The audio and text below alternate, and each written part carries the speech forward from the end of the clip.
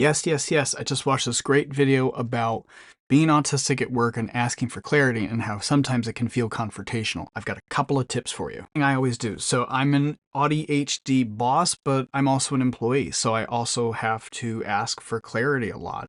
And I have people ask me for clarity a lot. And that can feel a little confrontational, both as someone receiving that and also someone who has to ask for it. So here's a couple of ways that I've figured out how to ask for clarity. Number one, I check the phrases that I use. Phrases like, can I check my hearing on that?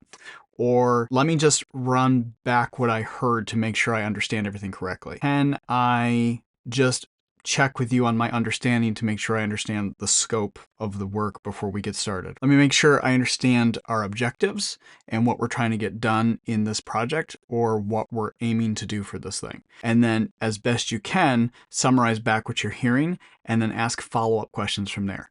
Now, you have to be careful to not monologue these things because that can then still feel a little too intense. But if you make it clear why you're asking, sometimes that also helps people feel a little less defensive.